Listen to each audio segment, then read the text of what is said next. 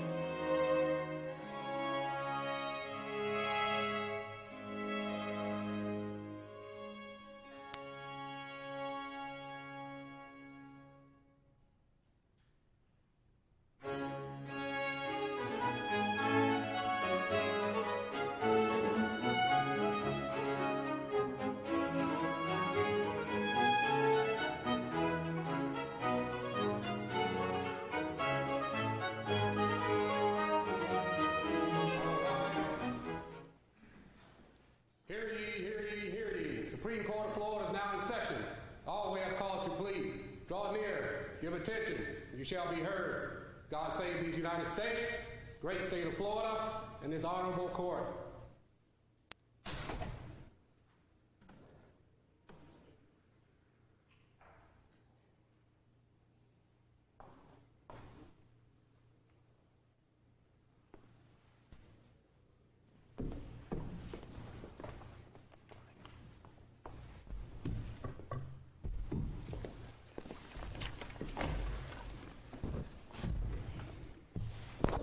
Ladies and gentlemen, Supreme Court of Florida, please be seated. Good morning and welcome to the Florida Supreme Court. The first case on the docket today is Pino versus the Bank of New York.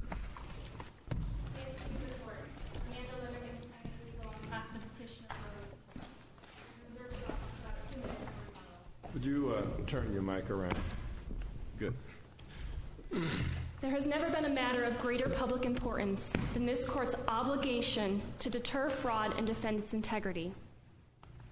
The rules which guide our profession and our courts should never be interpreted in a manner which allow a party to shield itself once it has attempted to commit fraud on our courts. The issues of fraud facing our courts today call into question the very foundations of our legal system. All right, let's appreciate all those very lofty statements. Let's talk about the facts of this case. Sanctions were sought pursuant to 57.105, alleging the assignment was fraudulently backdated. Under 57.105, which is a statute, not a rule, is there a 21-day safe harbor period? There is. And in this case, wasn't the case dismissed by the plaintiff through Rule 1.420A within that 21-day period? Not only was there a 57.105 pending at the time, there was also a motion to dismiss based on the backdated assignment of mortgage. No, what I'm asking you is under the sanctions that you sought under 57.105 was within the 21-day safe harbor period. I don't think that fact is in the briefs, but I do believe that it was dismissed within that 21-day window. All right, and so what I'm concerned about, because this case has been resolved, and the respondents talk about anything we would consider doing should be prospective, is what is, and this is, again, of course, greater than just what goes on in the mortgage foreclosure area. This would affect any plaintiff who desires to dismiss their case before it goes to the jury, is what is the rule that you are seeking for this court to adopt going forward that would be consistent with the language of the rules and our precedent, or are you asking us to recede from precedent?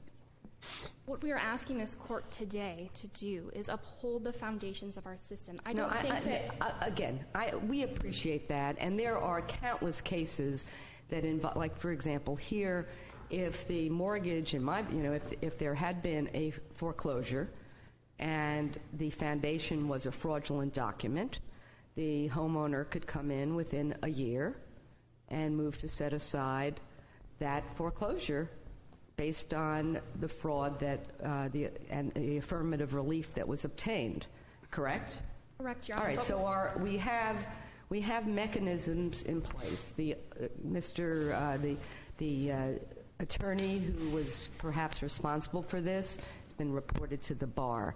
We have sanctions that courts within their inherent authority can grant. But what I thought you were asking for in this case was that you waited 5 months till a new foreclosure action was filed, and then you sought in the dismiss case to resurrect that using Rule 1.540B3. That is, you didn't seek relief in the case that was refiled, and there may be some question about whether you could have gotten relief in that new case based on the prior fraudulent documents.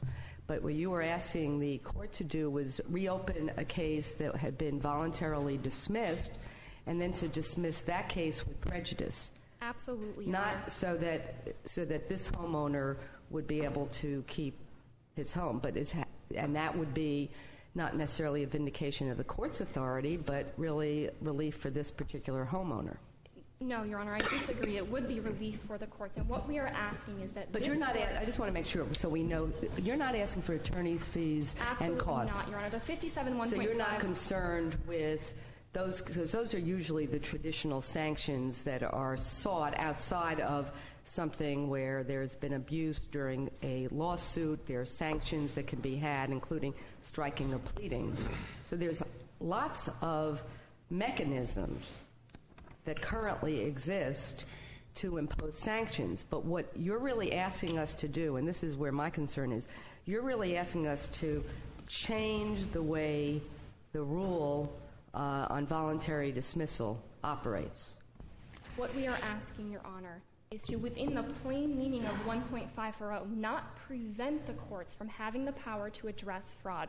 Because if you think of it in the alternative, if this court is to answer the question in the negative and not give the courts the power and the discretion to address fraud that they've used the voluntary dismissal to shield themselves from, it sets up a system whereby every litigant who comes before our courts has not only been condoned but encouraged to lie, to cheat, to steal, knowing that if they are caught, they can simply voluntarily dismiss and absolve themselves of that fraud. Well, let's go back to you've been discussing the rule. Could you also address the common law theory of courts vindicating rights and the question of whether there must be some showing that the party who has engaged in that conduct has gained some affirmative benefit from it? Is that part of it, or is that not part of it? It should not be a part of it. I'm asking whether the common law doctrine requires that as part of the element in vindicating courts' rights. That seems to be, you keep going back to that this is really not a rules case, is it? Well, the common law doctrine is a little bit different than the fraud exception. The common law doctrine requires a showing of some sort of prejudice or some sort of investment in the case. Exactly. But the fraud exception is where I believe the court has the power, and that's an exception they have carved out, recognizing that under the plain meaning of 1.540. And that's different. That does not carry with it. That does not carry with. Absolutely different. Just finish the question. It does not carry with it a requirement of prejudice or affirmative relief. It requires nothing at all other than fraud in the air. It does not. To the extent that the courts have interpreted this requirement of affirmative relief, it's nonsensical. And if you look at the lower courts and you look saying something is nonsensical, I understand that there are some things that have happened, on a grand scale, that it should be an embarrassment to an industry, to the legal system, and your firm, in terms of uncovering what happened here, appreciate that. But let's not, when you use words like nonsensical, I think you offend what we're trying to do here, which is try to be faithful to both the principles that you want to vindicate, but also make sure that we're faithful to both the common law, the law, and the rules. And my concern is that Rule 1.420A, which allows a voluntary dismissal very liberally, and much more liberally in terms of time than the federal rules that only allow it up to time an answer is filed. But our state, since the 60s, have said no, it can be up till the time of, the jury is sworn. Now you get to Rule 1.540B3 that says that you can use that rule to relieve a party of a judgment or a proceeding, relieve them. Now, that's where the idea that there has to be something to relieve the party of. Most of the time when a defendant has a plaintiff who says, I'm dismissing this case, they're happy with that. They're happy that they've been relieved of the lawsuit. So that is why those cases that talk about relief mean that if it's got to be that somebody obtained some relief, that then the court is setting aside. Here, you would want us to interpret affirmative relief being that any time there's a fraud on the court, that would be enough of a reason to set aside a dismissal under Rule 1.420A. That's essentially what you're saying? Is that correct? That is correct. Okay, and you're looking, would you agree that that's not, we would have to rewrite the rules in order to come up with that interpretation? Absolutely not. The Miller Court has already interpreted that a voluntary dismissal is a proceeding which the court may agree about the proceeding. I don't think your problem is with the proceeding. I think the problem is the word relieve a party, and that's where, when Justice Lewis was asking you about the words, doesn't there have to be some affirmative relief obtained?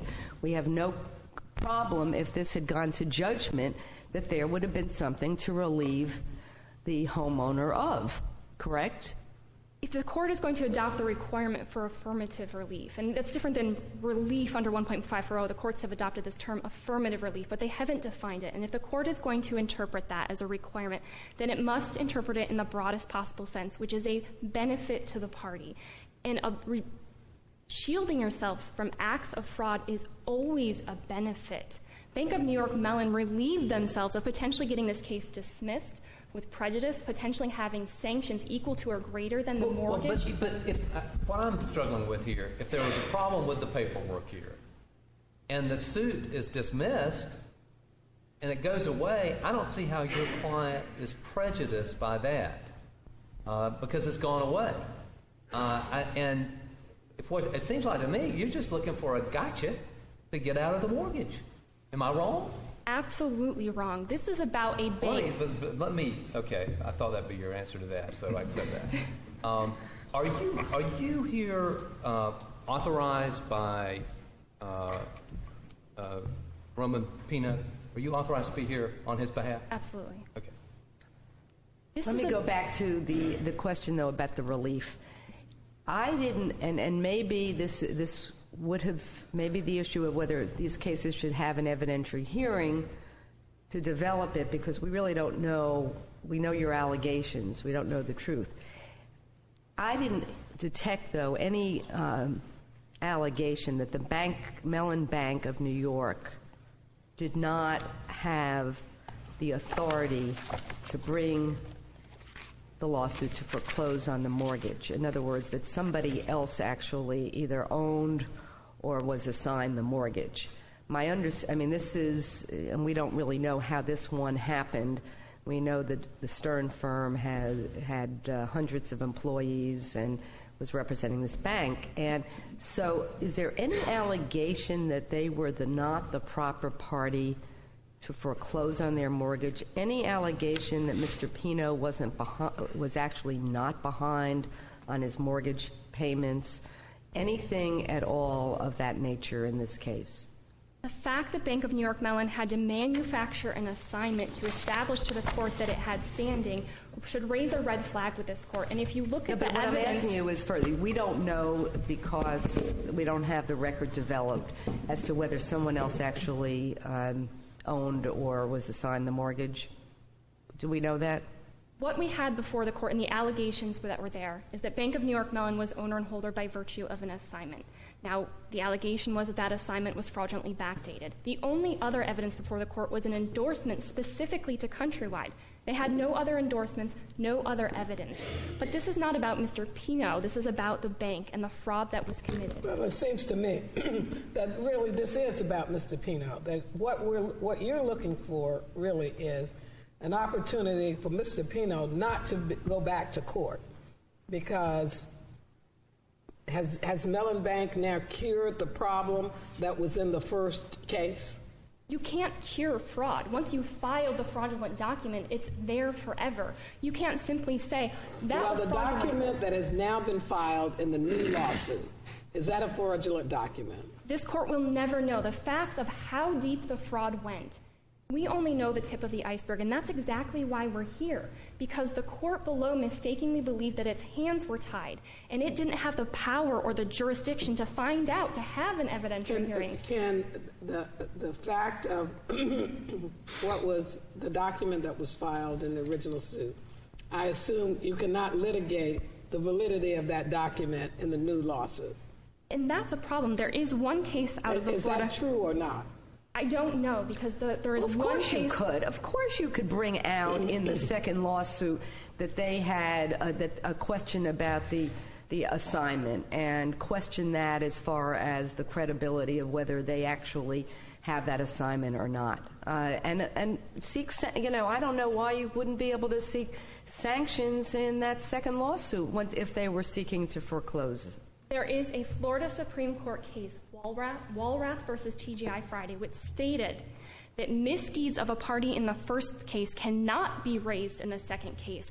I'm not saying that this court shouldn't give options to the parties. They should have the option not only to bring it in the first case, to bring it in the second case, to bring it as an independent cause of action. If that is going to be the court's stance, they need to be very clear about that, because there is that Walrath case out there. I'm having trouble understanding the concrete material harm to Mr. Pino. Now, we know this lawsuit has been settled, so this is all moot with respect to him. But assuming it had not been, and assuming we weren't dealing with a purely hypothetical issue here today, what would, once that lawsuit, the first lawsuit is dismissed, I don't understand the harm that your client has endured if, in fact, the bank has the right to foreclose. That just escapes me. Now, maybe there are costs associated with the first lawsuit that you would be entitled to recover. I don't know. That's a separate issue. But that's not what you're looking for here. And I just don't... Now, I understand there's an interest in vindicating the judicial system and the judicial process, and I don't disagree that people should not come into court and file papers that are fraudulent or are inaccurate or untruthful. Okay, and there are ways, as Justice Periente has pointed out, there are ways to deal with that. But as to, in the context of a party such as Mr. Pino, I'm having trouble understanding what you've got a right to recover for. Mr. Pino was denied the opportunity to have the case dismissed with prejudice right then and there. The parties were there. The evidence was there. This case is a prime example of why the court should deal with it in the first place. Now the law firm of David Stern is defunct. Was that his argument? Was that the argument that Mr. Pino made at the there was some kind of hearing at the time of the dismissal, correct? And was that his argument that this case should be dismissed with prejudice? I thought his argument was we need to have an evidentiary hearing about this. The argument under 1.540 was that we had established colorable entitlement by showing that the firm had created, had filed, had relied on an assignment of mortgage, which if those court found those facts to be true, there really was no other explanation than they manufactured evidence to prove their case. But you were so concerned about the voluntary dismissal. How many months did you and your client wait to actually seek to set aside the voluntary dismissal? After the plaintiff was caught red-handed with fraud, we never thought that the plaintiff would bring that case back again. And when they did, we filed the motion to vacate to the court, stating that it should have the power to bring that case back and sanction them right then and there. Why should the litigants restart the case, refile, begin the litigation all over again, and give them the opportunity to manufacture a brand new assignment of mortgage? This is more than just... Well, now, if the new one was manufactured, then that's the defense in the new lawsuit. But you can't fix fraud. The court gave the banks the privilege of taking a voluntary dismissal. Well, it just seems to me that if the new one is a fraudulent document, that you can argue that not only is this one a fraudulent document, but you see they did this before, and that's why this case should be dismissed with prejudice totally. I mean, what's wrong with that kind of argument? And I'm not advocating that a litigant shouldn't have the right to bring it in a second case. We'll never know. We'll never know what would have happened in the second case. And it seems to me you might be entitled to fees for all of this if you, in fact, prove that, correct? But it's all about the court having the jurisdiction. If the court wants to rule that they'll have the right to bring it in the second case, it needs to do so clearly because of the Walrath case, which does seem to state that you can't bring it in a second case. So I'm not advocating that you can't. Which case is that again? This is Walrath versus TGI Friday. I don't have the site before me, but it is a Florida Supreme Court case which states that misdeeds of a party cannot be raised in the second case. I'm not advocating that you can't. What I am advocating is the court should at least have the option of bringing it back in the initial case for the sake of judicial resources, for the sake of expediency, for the sake of the fact that... Did you cite that case in your brief? I would have to take a second glance. I'm not sure. I don't see it in your brief. I believe it was cited in the motions below. It's in the record. I'm not sure if it's in the brief itself, but it was cited in the motions below. But this is about the court having options. The rule allowing voluntary dismissals was never intended to be used in a manner for a party to shield itself from fraud. You have now exhausted all your time. So you have no rebuttal time left. I will, however, give you a minute of rebuttal. Thank you.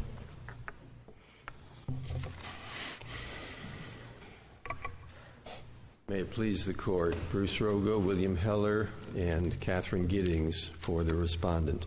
The question in this case, and it's a question that applies to the wide universe of civil litigation, not just mortgage foreclosure, is can a party who is not harmed and where there has been no affirmative relief obtained set aside a notice of voluntary dismissal under Rule 1.420? Well, let's talk about what, first of all, going forward. We adopted after this case a requirement that these pleadings be sworn and under Rule 1.110B, and stated the purpose was to give greater authority to sanction mortgagees who make false allegations. We said that. Yes. But we really didn't give a mechanism for how that sanction would work. So going forward, I think there is a grave concern that the plaintiffs who were foreclosing on mortgages, whether I thought it was just, robo-signing, which would be different, this looks like actually a fraudulent document that was used for an assignment, a blatantly fraudulent document. And so going forward, how do you see Rule 1.110B working, Rule 1.540B3, or any of the other mechanisms so we can give some clear guidance as to what would happen or what should happen in this situation going forward? If, for example, someone verified a complaint and that verification was false, then the court could impose sanctions upon the person who verified. But our rule works where if after somebody catches it, which for many homeowners who have no ability to hire a lawyer would be extremely rare, but if someone catches you, there is the mechanism of Rule 1.420A that just says it can be dismissed, and that there is a great concern about why shouldn't the court have the authority to order an evidentiary hearing, and then under extreme cases consider whether, including all factors, as the plaintiff says, including judicial integrity, deterrence of future fraudulent acts, whether the fraud relates to a central issue in the case, determine that the dismissal has to be with prejudice, not without prejudice. Well, I want to separate two things. In terms of 110B and the verification requirement, if there is a verification of something that's false, then there could be an order to show cause why the party shouldn't be held in contempt. But how can that happen even after the once they're caught after a dismissal? Yes. Yeah. You agree there has to be continuing authority of the court to impose sanctions. Absolutely. There's that sanction. There's a sanction of a referral to the Bar Association, which would be another sanction.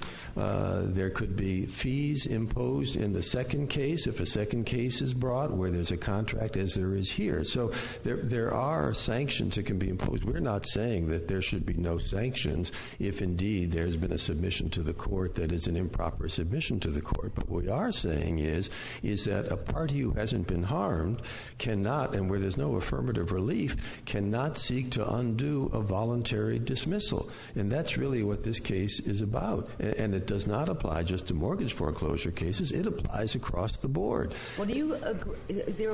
I don't know about the case she's mentioned. I had assumed that in the second case, that first of all, if the costs aren't paid of the first case, right, there has to be a payment of costs before the second case can go forward under our rule. Where there's a contract that calls for that, as there is in this case, and the Fourth DCA acknowledged that in its opinion below, yes. I thought costs under Rule 1.420D would exist even if there's not a contract. Costs, not attorney's fees. Well, D does talk about costs, and costs includes attorney's fees, and that's what the Fourth DCA talked about. Okay, so that can be brought, the requirement that there be a payment of costs can occur in the second case? Certainly where a contract calls for that. And, would it make sense in terms of going forward to look at Rule 11 and see how that is operating and see whether this court should be doing something similar to Rule 11, which is the 21-day safe harbor period? Well, we do have a safe harbor period anyway under 57-105. But I think if the court is thinking about, well, under D, if there's a voluntary dismissal, even if there is no contractual agreement to pay costs in a case, that a court could consider that. That would be a change in the rule, and that could be addressed. But the important thing here is that the notice of voluntary dismissal rule has long been established. I mean, really since Randall Eastern, and it's interesting under 1.540B. A party seeking relief has to show that they have been harmed in some way. And when you look at 1.540B and the language, a party may be relieved, can be relieved of a proceeding, and this is a proceeding under Miller, we agree. But here are the elements. In each of the elements, the party seeking relief has been harmed. I mean, in Miller and Randall Eastern, the party seeking relief was the party who filed the voluntary dismissal and then realized it was a mistake to file the voluntary dismissal. Do we need to define, though, if we choose to go that direction, what harm means? By what are we talking about? We say have to be harmed. I mean, you can have theoretical harm. It's harm to the system. You've had to defend the case up to that point.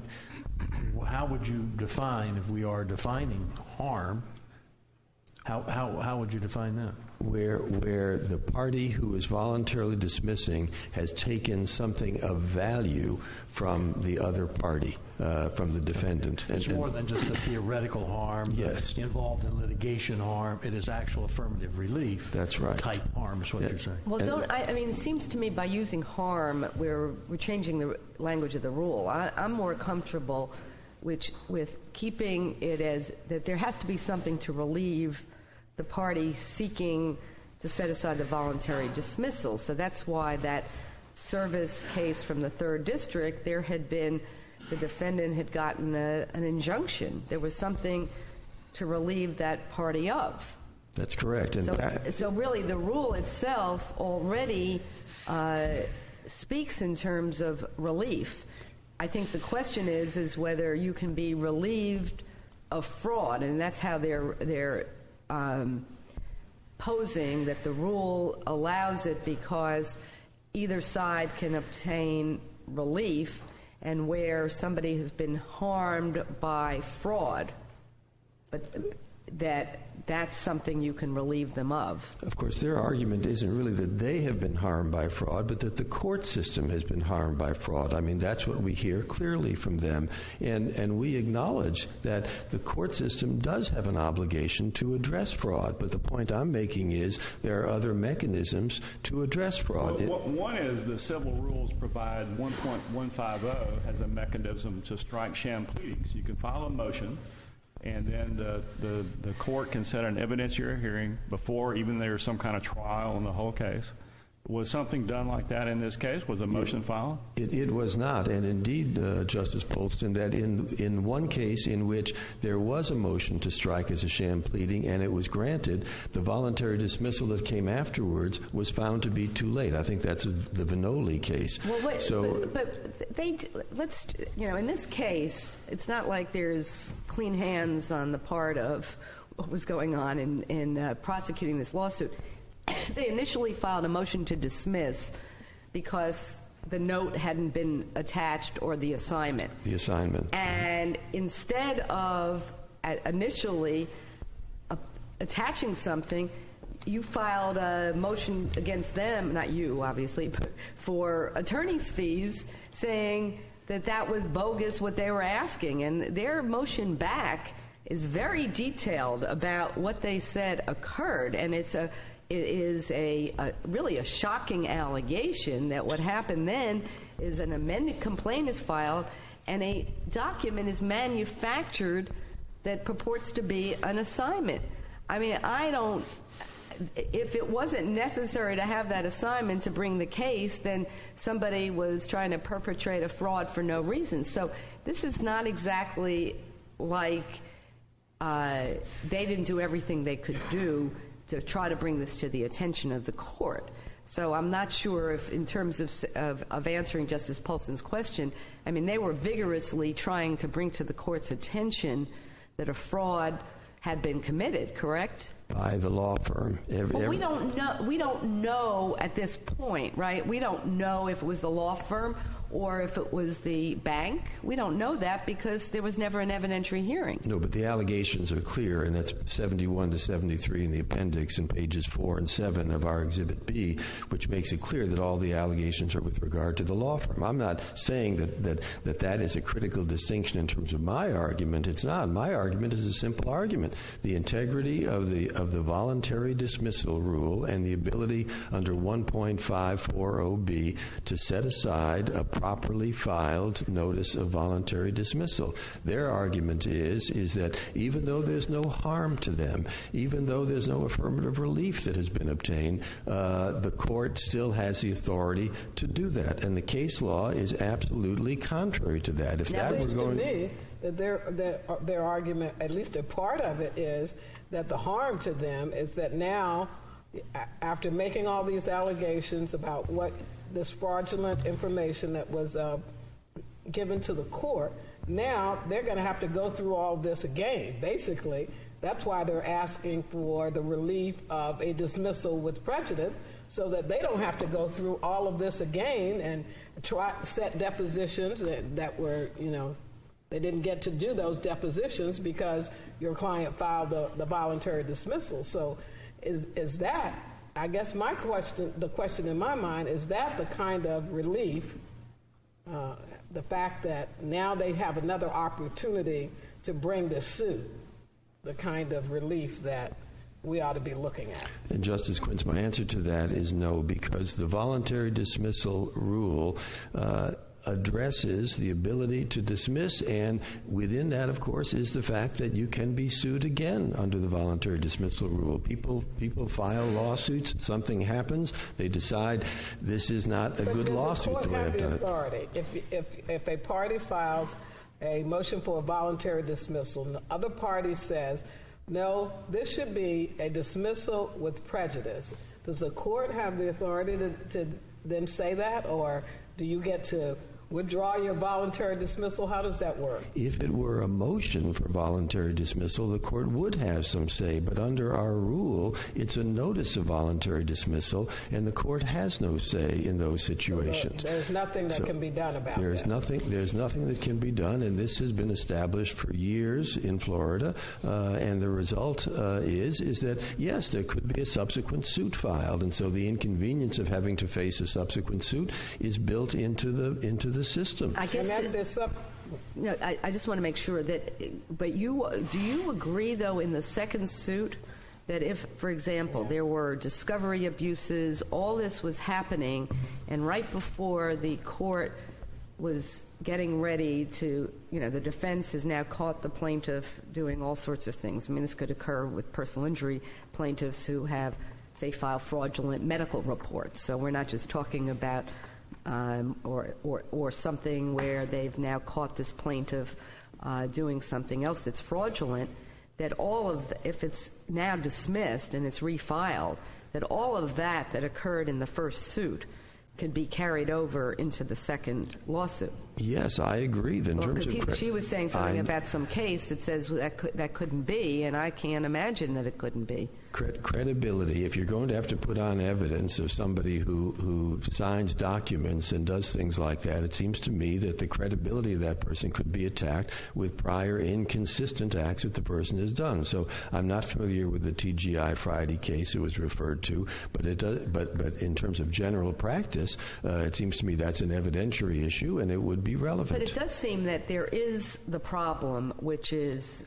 that you have been now jerked around for, say, 2 years by, again, it's a defendant that's been jerked around, hasn't shown up for depositions, and now we're on the verge of, for the defendant, insurance companies that have now got this plaintiff, and to get a dismissal with prejudice or other sanctions, and we still allow that those voluntary dismissals to go forward without any vindication of the attorney's fees and costs that could have been imposed because of those abuses. It is true. In Ormond Beach, the Ormond Beach case, it was a 10-year piece of litigation starting in bankruptcy. And there was a voluntary dismissal. There were offers of judgment made. And the court said that's not enough. The notice of voluntary dismissal stands on its own. Service experts with several years of litigation. It seems to me, and that's why going forward, that the federal rule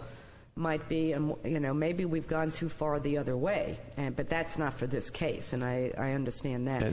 And I think, Justice Pariente, that really we have not had the problems. I mean, this has gone on. This is, because it's a mortgage foreclosure case and because there are a lot of those cases, it has attracted a lot of attention. But I think we have to look at this in the universe of general civil litigation. And this has not been a problem in general civil litigation. People have lived by it. The common law exception of affirmative relief has provided an option if that is necessary. And so there needs to be no change in the law. Well, would you say two things? First of all, if the ICE firm hadn't defended, Mr. Pino couldn't afford the defense, and had gone forward, and then within a year had found out that the assignment had been fraudulent, could this mortgage proceeding have been set aside on the grounds of fraud under 1.540B3? No, because the assignment was not really necessary in terms of obtaining the mortgage. Assuming that it was necessary, I've got to predicate on that it was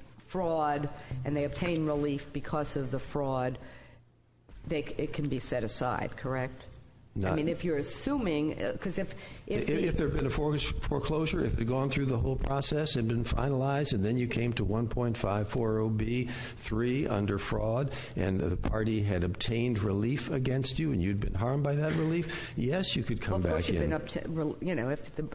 So the concern is for anybody who has a mortgage foreclosure, and there may be fraudulent documents, there's some risk out there to those that held those mortgages if they use false documents to obtain a foreclosure.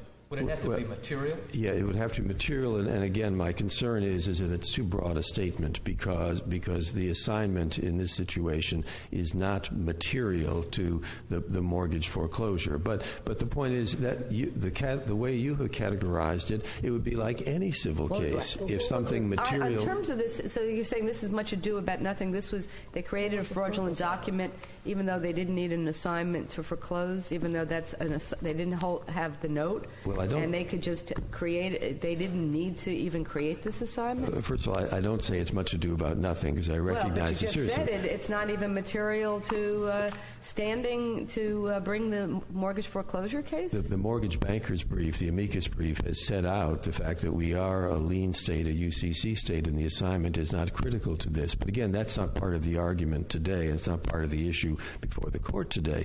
But I think that what's important is that when we're looking at general civil litigation, I'm not trying to minimize the mortgage foreclosure issues in the state, but we're looking at an issue that arises in general civil litigation under two rules, 1.420 and 1.540B. And those two rules have to be looked at together, and the cases that have addressed the issues. And clearly under those cases and the circumstances here, there is no basis for setting aside the voluntary dismissal. There are other remedies for fraud, and we support those other remedies for fraud, obviously. A complaint to the Bar Association with regard to lawyer misconduct, if it's lawyer misconduct, and this court has been rigorous in enforcing the rules regarding rules of professional responsibility, contempt, the sanctions, a verification, and you asked Justice Pariente about going forward. The verification requirement in subsection B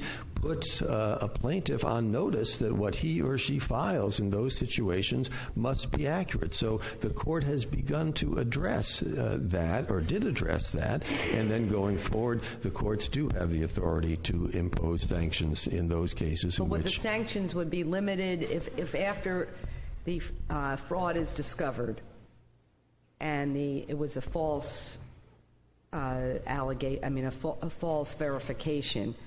Once it's discovered before the judge can hold a hearing, there can be a voluntary dismissal. Yes. But would you say then there's continuing jurisdiction to impose sanctions? Sanctions other than not allowing the dismissal, attorney's fees, and a consideration as to whether that would go forward into a second refiled lawsuit? Well, I think the second refile lawsuit cannot be stopped, and I think that the other sanctions could be imposed, which to me would inhibit the kind of conduct that the court is concerned about. But you can't do it by taking these two rules and making them do what the petitioner in this case wants them to do. And so for those reasons, we think that the fourth DCA and bank decision should be affirmed if the court decides to maintain jurisdiction, the jurisdiction that it has taken in this case. And if there were to be a change, obviously it would have to be prospective only. Thank you. Recognize that I only have 1 minute, so I would like to. One, this court should not delegate the responsibility to deter fraud and police fraud to other branches of government and to other governmental agencies. Secondly, with regard to the Select Builders case, I believe this court has misinterpreted the facts of that case. In the Select Builders case, the injunction, which I believe Justice Periente referred to as the affirmative relief, had already been vacated at the time of the voluntary dismissal, but the court still thought it was of the utmost importance to vacate that voluntary dismissal to deal with the allegations of fraud, so there was no affirmative relief. Secondly, I sat here yesterday and watched Justice Periente talk to a young gentleman about the fact that most people can't afford attorneys and most people can't have attorneys. And we are dealing with a situation where there are great inequities between the parties, a multi-million-dollar corporation and homeowners who won't have the wherewithal or the resources to continually fight these cases year after year after year when the court allows them to refile these cases. That is a benefit to the bank, and that is a burden, a tangible burden to these homeowners. And lastly, there is a very big difference between a dismissal with and without prejudice. This court should have the authority to dismiss a case with prejudice, and that was a point that was raised in the banker's brief, and that was a point that was raised in the court should have the power. The rule regarding voluntary dismissals was never intended by this court to be used as a shield, and because it has been given to the parties, this court should have the power to take it away when it is abused. In conclusion, I ask this court to answer the question. We thank you both for your arguments. We'll now move to the second case on the docket, which is Mlan versus Atwater.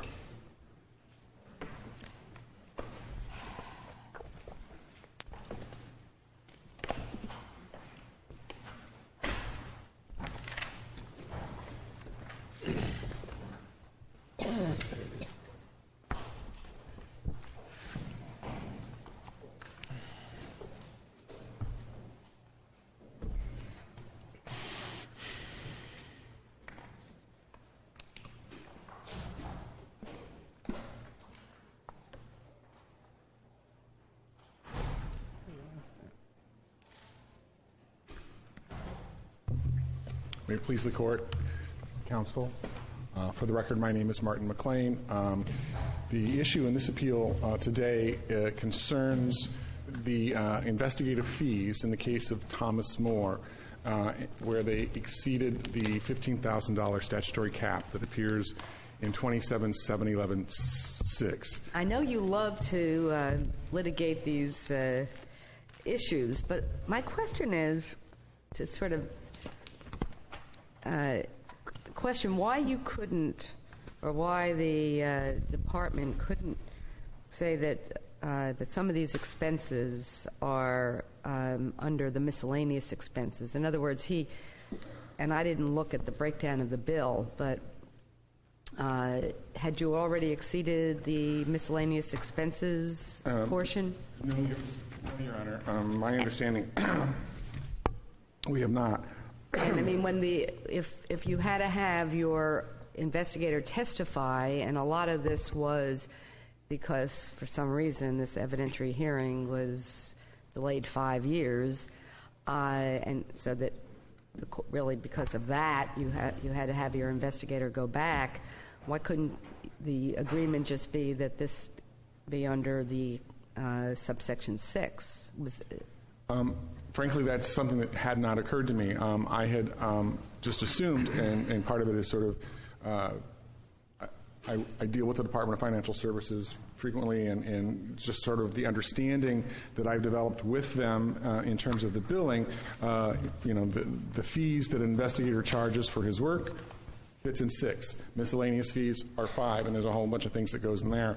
And so I had just accepted that this was the appropriate. I think it's the other way. 5 is investigative and 6 is miscellaneous. Right. But in this case, what you're saying is that the judge, by saying that there was nothing extraordinary about this case, yes, or misunderstood because it was, quote, a normal post-conviction case, and failed to consider what were the extraordinary circumstances of the, let's say, I guess the differences, what the extraordinary circumstances were versus extraordinary case.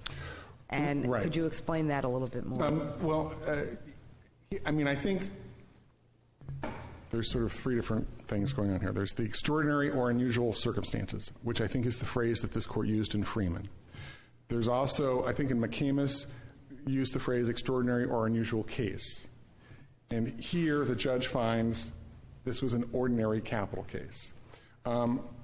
And so the judge should know that any case that you're involved in is never an ordinary capital case.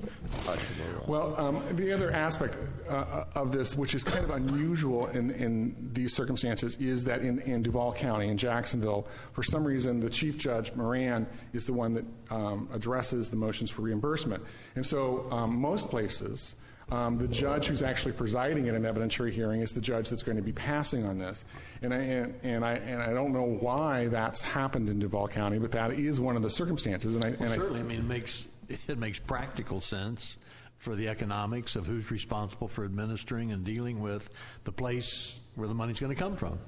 I mean, it seems to me that's the practical answer, is that's how you keep your finger and your thumb on the cost rather than doing it on the basis of the case. Well, and I think part of it is there has been some confusion, and I've talked to counsel for the department about this, between JAC cases and Department of Financial Services cases. And so we have gone out of our way in our pleadings to try to make sure that the judges realize we're talking about a Department of Financial Services case, not a JAC case. And so it's possible that a rule or a way of proceeding is developed because of JAC that doesn't necessarily apply with DFS cases. And that may be what happened. And also, I know there were, because this is the Northern District, there were a lot of circumstances where attorneys were appointed after the dismemberment of the Northern District. And this is one of those cases. This was a case that had been CCRC North. Which brings up the question in my mind. Is it correct that there had been a previous 3.850 motion in this case? Yes, there was a previous. So represented by the CCRC North. That's correct. And they had already gone through an investigation and investigative costs and all this on an original 3.850 motion. That is correct. And then once the 3.850 motion is filed and determined, the CCRC people remain on the case for whatever may come next, correct? Yes. But in this case, because they dissolved the North, you were appointed. Yes. And so then you started a whole new 3.850 investigation. Well, just to sort of, be specific, what happened is there was a Ring 3850, a successive 3850 filed under Ring that was pending before this court when CCRC North closed. What kind of a pending 3.851 motion in the trial court? It was pending in this court. It was pending in this court on Ring v. Arizona. So it was pretty much a legal issue. It was pending in this court. That was going on when I got appointed. And so then my concern is, while that's going on, I need to be concerned about preparing a federal habeas and investigating. And so I have to start, because I don't have the investigator who's been on the case before, and it's in that context that I hire Mr. Ashton to be the investigator in this case. Now, you don't, you could not use the investigator that had done the previous investigation? Where I I've inherited other cases in these circumstances, and where I could, I have done that. In this instance, the investigators who had been on this case with CCRC North left the business, so they weren't available. And so Mr. Ashton was, in fact, an investigator who had worked at CCRC North. I was familiar with his work. He had not been on this case. But because of my familiarity with him, I thought that would be the most economical way to go, is to go with somebody in the Tallahassee area, the northern part of the state, to assist me on this case. I have two questions about this whole fee. Well, one's on the whole fee schedule. The fee schedule that for investigative expenses it can't exceed $15,000. That fee schedule's been in effect since 1998. Yes, Your Honor. So the legislature has nothing in there to build in some type of that between 1990 for 14 years that maybe the cost might go up? There's been no adjustment in terms of the caps. The caps are the same as they were when they were originally adopted. All right. And the second question I have really goes to a statutory interpretation question. The statute has for miscellaneous expenses is that it's $15,000 except if the trial court finds that extraordinary circumstances exist, the attorney is entitled to payment in excess of $15,000. But it doesn't have that for any other provision in the statute. And we've never, it wasn't until I looked at this case that I saw that extraordinary circumstances was in there, but it wasn't in there for investigative expenses, and it wasn't even in there for any of the attorney payments. But somehow with DFS and over the years, there seems to be an understanding that the extraordinary circumstances language is engrafted in all of the provisions of the statute.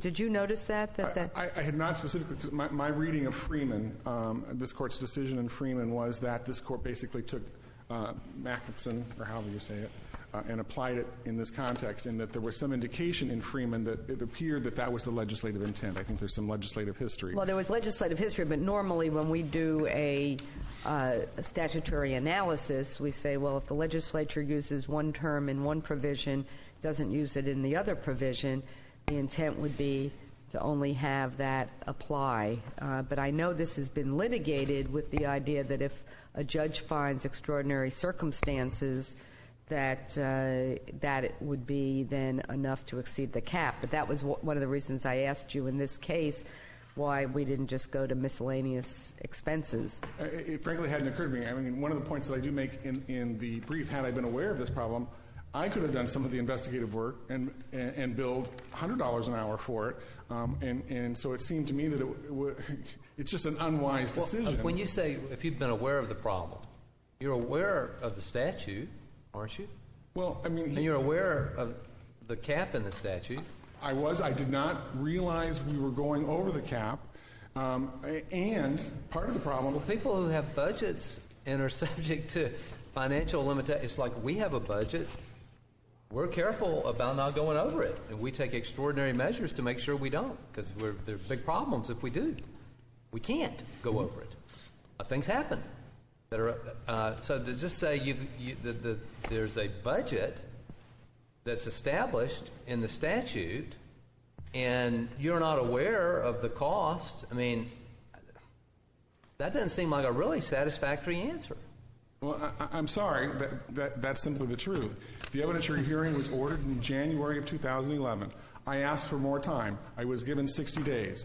My focus was on doing the evidentiary hearing. The evidentiary hearing was in front of a different judge than Judge Moran. Judge Moran's order is that I'm supposed to go to Judge Moran when Judge Southwood orders an evidentiary hearing, advise Judge Moran, and get his permission before I exceed the cap. And so I'll be dealing with two different judges. In this case, at the evidentiary hearing, the state was contending when Mr. Ashton was on the stand, he hadn't done enough. And so we're caught in this cross situation where if we're concerned about Mr. Moore, who's maintaining his innocence, and we're trying to present the case, we're supposed to stop and say, oh, well, Mr. Moore, we need to pause here and come over here and think about this fee arrangement. I mean, I was under the gun. I had 60 days to get ready for this evidentiary hearing. The excess of the cap all occurs the week of the evidentiary hearing when you figure out the number of hours.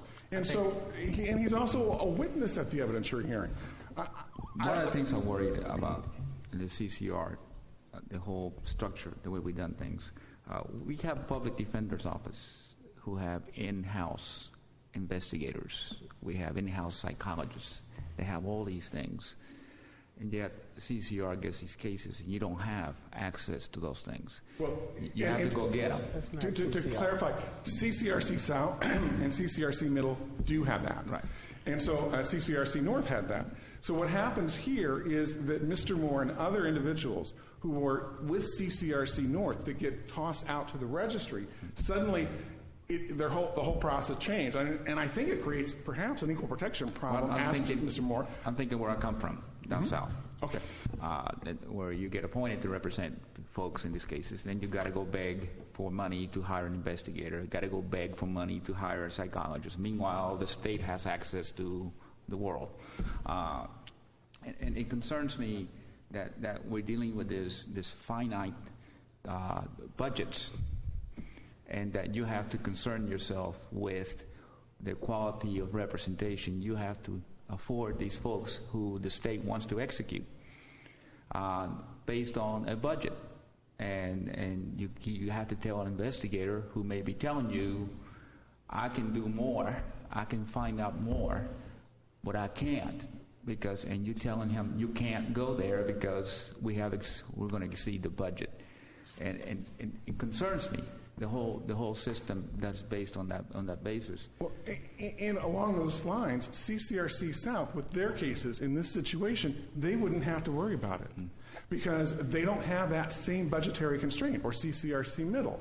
And so Mr. Moore only has that problem as to his case because his case was removed from CCRC North and placed on the registry. What has happened as a practical matter? The legislature, was it last term, abolished the Capital Commission that was really looking over the registry? So what exists now?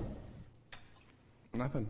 I mean, really. So you're really on your own. I mean, now, you are capable of being on your own, but for other attorneys, there's not even that umbrella to sort of make sure there's some quality control in who is representing a particular defendant and the quality of that defense. There really is no oversight. I mean, to some extent, I know that some registry attorneys have tried to form a bit of a network to check with each other online for ideas, et cetera, but there is no sort of resource center or no one other than calling up CCRC South or CCRC Middle or another registry attorney. There's no sort of... Do you get the feeling here, because we're only talking, these things are televised, you exceeded this cap by $1,844. That's correct. Presumably, if this isn't allowed, this comes out of your pocket? Yes. Because this is an actual expense. You could give up you could give free time, but I'm assuming Mr. Ashton needs to be paid. Yes, Your Honor. And what was his hourly rate? $40 an hour. That's what's set by the... It's set by the statute, yes. Okay. So, did you... But you're saying you're personally liable for that? The way that it's set up is that, in essence, makes me personally liable for it because I have to I submit the billing to the Department of Financial Services. They review it. Then I do a motion. I do a motion to the court, and the money is paid to me, and then I pay it out to the individuals. I suppose I could say, well, Mr. Ashton, too bad, but I'm not going to do that because, So Mr. Ashton's contract, if he has one, is with you? Yes. Right, because you have to, that's why the miscellaneous expenses, whatever it is. So it seemed to me that what the chief judge was upset with is that you didn't come to him first. That was sort of because there's no other, there was really no evidence, there was no hearing on this.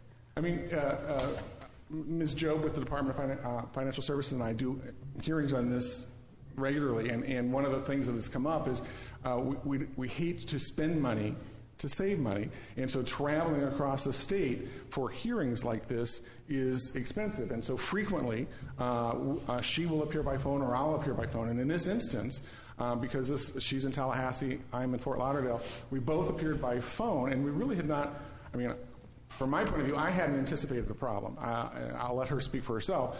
But I don't think that we really anticipated that. And I just wanted, I made the transcript from the evidentiary hearing part of it. And so that's how we were proceeding. Mr. McLean, you're well into your rebuttal time. You can continue or you can save the rest of your time. I'll save the rest of my time. Thank you. May it please the Court, I'm Richard Donlan from the Department of Financial Services, representing CFO Jeff Atwater today. We are in an unaccustomed role because ordinarily we simply pay the bills. And one thing that I have to stress to you, and it was just what I stressed to this Court in 2006 in the Freeman case, and that is that the CFO has absolutely no authority whatsoever to pay beyond the limits that the statute allows. And there's a reference, Justice and that's what you Kennedy. need the judge's finding. Yes. So, I mean, basically, that is, the judge plays the critical role in determining whether there is a constitutional violation associated with not paying more money for something or other. And I know it's sort of the constitutional violations creep up. First of all, as we know, in post-conviction, there isn't a constitutional right to effective assistance of counsel. But as a matter of what the state has done in making sure there is counsel for all death penalty, death cases where the death penalty is imposed, is they want a quality, a minimum quality to be there. And there is a great concern here that the cap hasn't been raised for 14 years. We don't have the commission overseeing the registry attorneys. We still have the Northern District that hasn't been reconstituted. So your only interest is to make sure that you have a judge's order that says these were extraordinary circumstances, and then you're authorized to pay it. Is that correct? Yes, because this Court has concluded that if a judge concludes that it would offend the Constitution, and of course the Makemson case talks in terms of being confiscatory of counsel's time and effort. Now here we're really not talking about counsel's time and effort. We're talking about an employee of the counsel. Yeah, it's sort of worse in a way. I mean, to me, it's worse for this, that an attorney can give of his or her time and say, listen, it's confiscatory, but I care about the, people having the right to, if they claim innocence, to be able to assert that. But investigators aren't in that same situation. They're not officers of the court that can just say, we're going to volunteer our time. Yes. Well, I also represented to the Court in the Freeman case that the department considers the attorney to be the gatekeeper. If there is a budget, and I certainly agree with your comment, Mr. Chief Justice, that the state offers a budget for investigative services. And it is incumbent upon that attorney to budget that $15,000. In this case, the record shows that over $9,000 of that original sum of $15,000 was spent shortly after Mr. McLean was appointed. By 2006, Let me ask all of you that money... about, Excuse me, Madam Justice? About investigators generally. Yes. You see a lot of these. How often do you get requests for more than the $15,000? I would have to defer to Ms. Job. What would you say, Ms. Job?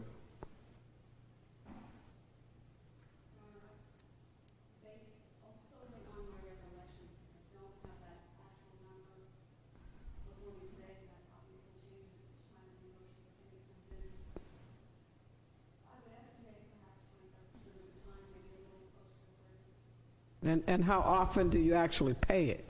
More than the $15,000?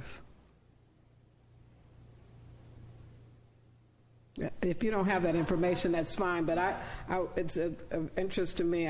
We haven't seen this kind of issue, at least not an investigative fee issue before. And so it's of interest as to how often counsel feels it's necessary to go beyond the cap.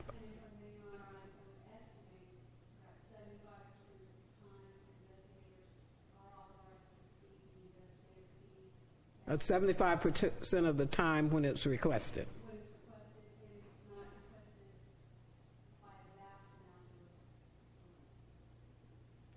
And, Your Honor, there never has been a case that has been litigated on this issue. So this is, in fact, the first time it's ever come up. Let me go back to where you started on the question that your department does not have the authority to exceed the cap. That's correct. You have to go to a judge, and I take it the judge has to make some type of factual findings to exceed the cap. Now, in Makinson, we came out with this as applied type of test. Yes.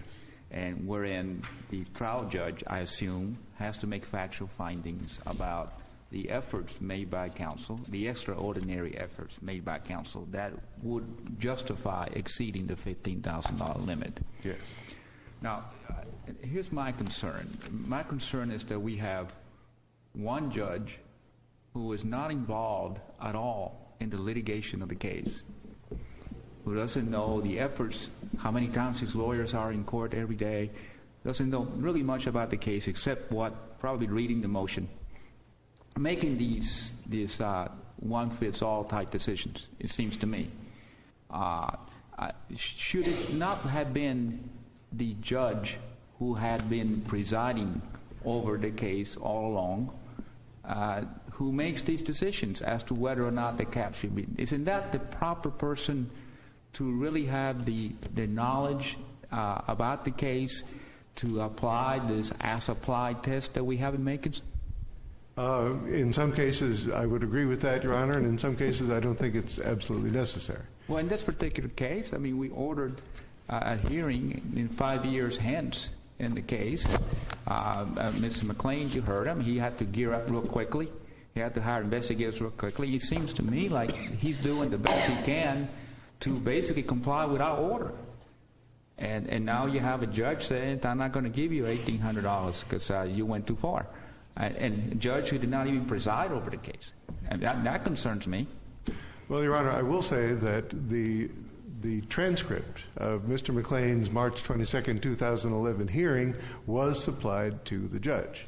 Now, Mr. McLean has said that it's uncontested and uncontroverted evidence, but in fact, the evidence was highly controverted by the state at the time. I was a trial judge, and it's one thing to read a cold transcript, and it's another thing to have been there throughout the entire case and watching the litigators, and you get a feel for these cases, and I just don't know that you get the same feel from reading a transcript of a hearing.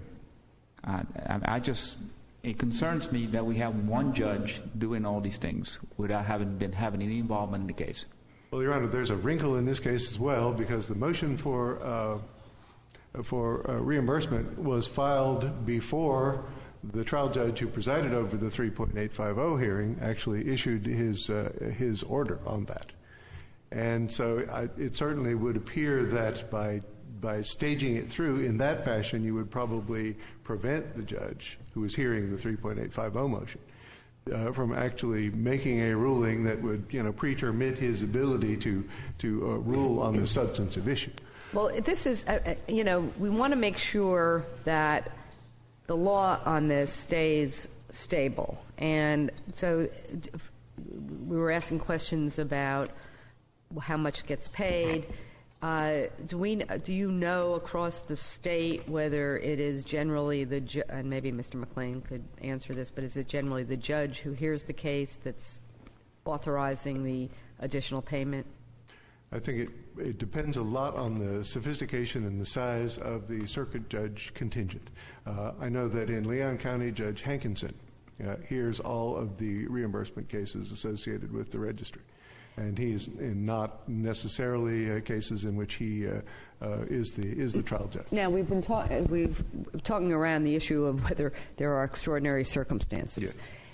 It seems to me that we have a situation here where the successive motion, which was alleging that really this was a setup by the younger co-defendants or other people, were that they really wanted to pin it on Mr. Moore, and that the investigator, Mr. Ashton, went out and in 2005 or 2006 found these witnesses, investigated it, and apparently actually had a bill of, $9,000, I think was what was said.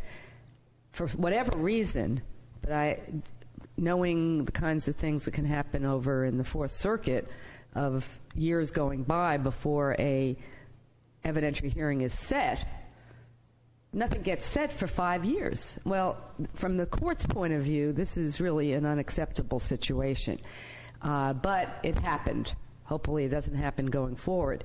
Now Mr. McLean has to scramble, and it would be really an abdication of his responsibility if he didn't have his investigator go back and contact the witnesses. I mean, we would, if he were to put on witnesses that hadn't been talked to for 5 years and put them on for an evidentiary hearing, we would be saying, well, that's not what we expect of a lawyer. So he did what was expected, which was to have his investigator go back. And now the investigator, because he's had to do something twice through no fault of Mr. McLean's, but because of the court system, he's having to now go $1,800 over the cap. And we're up here before the Supreme Court of Florida trying to decide whether Mr. Ashton should get this or whether Mr. McLean has to eat it.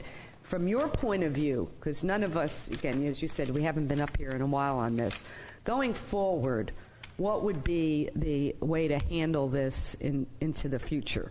What does the department suggest so that we don't have, it depend on whether it's down in Palm Beach County and Justice LaBarga presides, or it's up in Duval or over here? What can we do to sort of stabilize this situation? Well, the first thing, Your Honor, you would have to find some way to determine that there would be a constitutional, unconstitutional, as applied reading of the investigative fees. Well, why couldn't we do it based on? Can't you just take this being miscellaneous fees, and which require extraordinary circumstances, and just pay it out of that?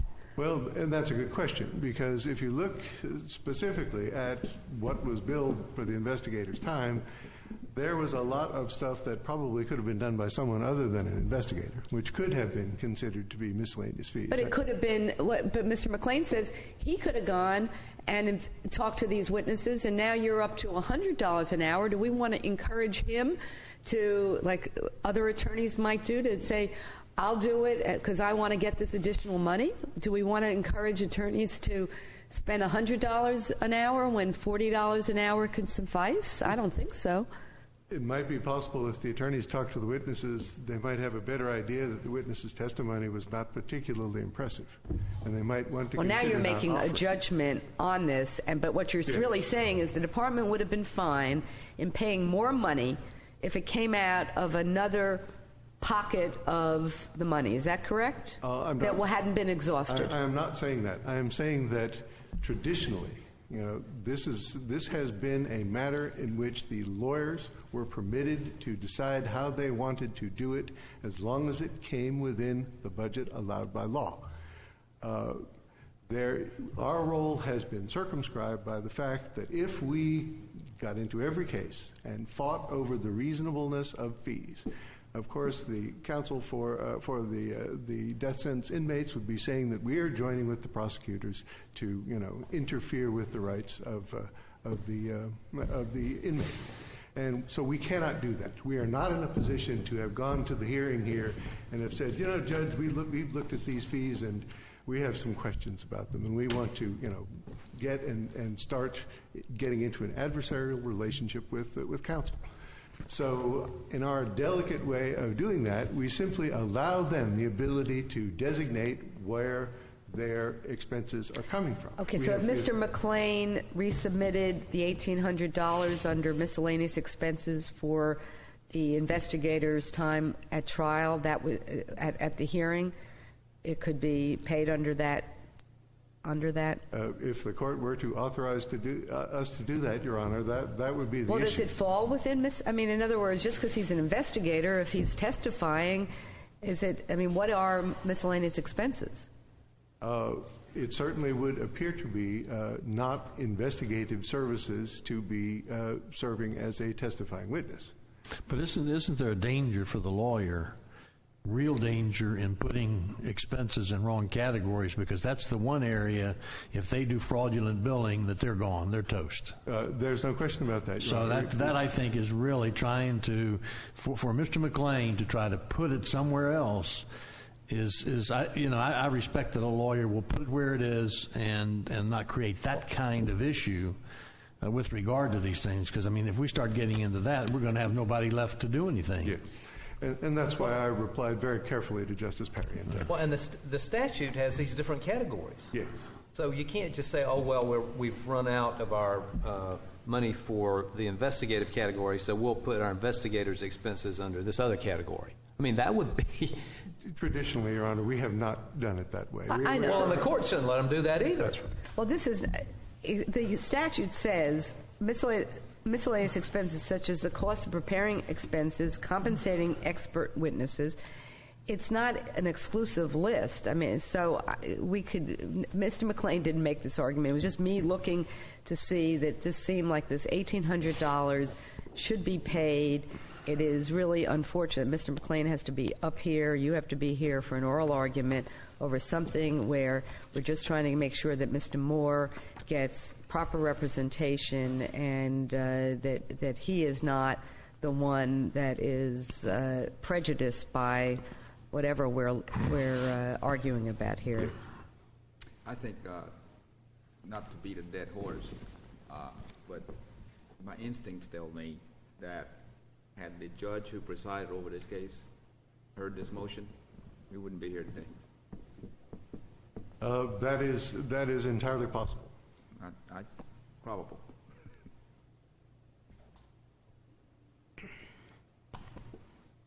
If there are no further questions, I'll be happy to sit down. Thank you very much. What was the reason for the 5-year delay? In the course of those 5 years, well, one of the things that had happened is when CCRC North closed, the files, Mr. Moore's files, were sent to another registry attorney, Chris Anderson, who had briefly been appointed, and then I was appointed. By the time they got to me, stuff was missing.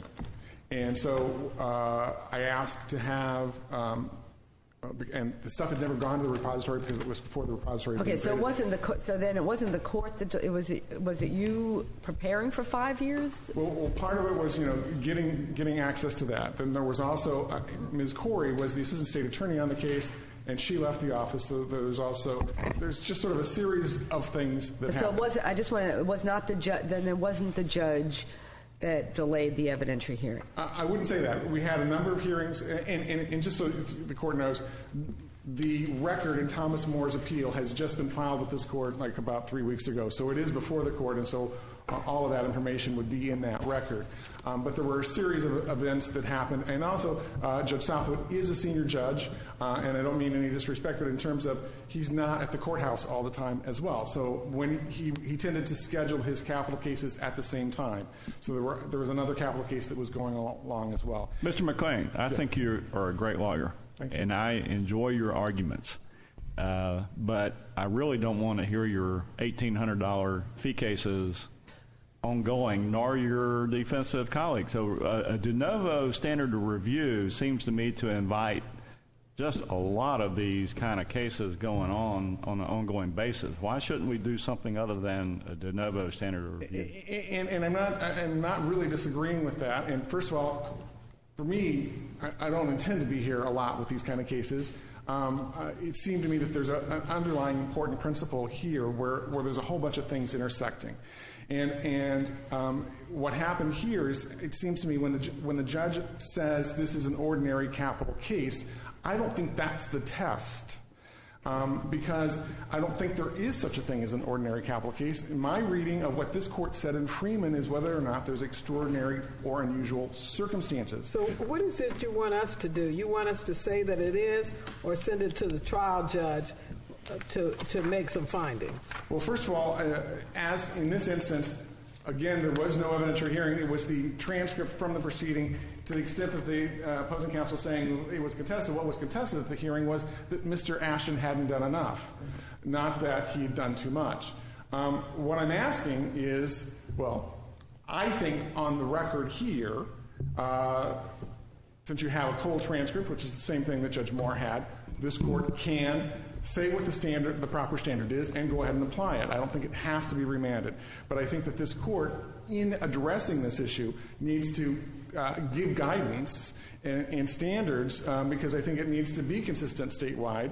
And right now, I mean, this is the only case I've had where it's not been found extraordinary or unusual to go over a cap.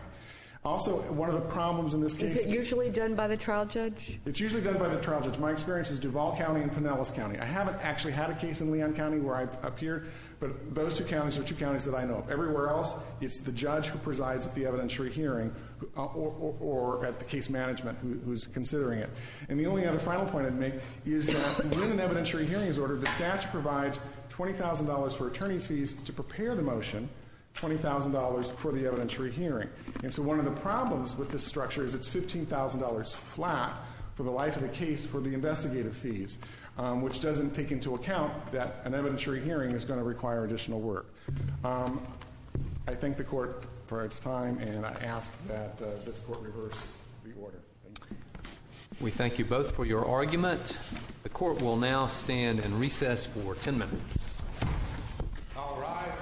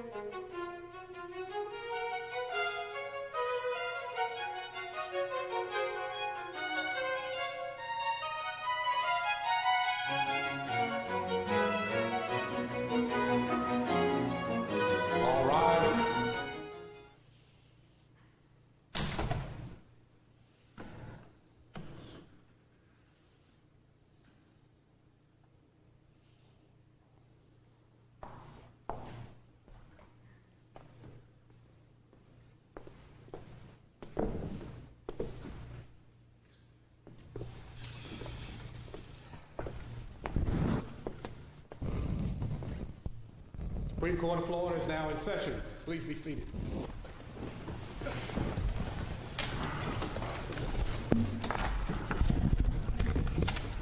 We now come to the third and final case on today's docket, Intervest Construction of Jax Inc. versus General Fidelity Insurance Company.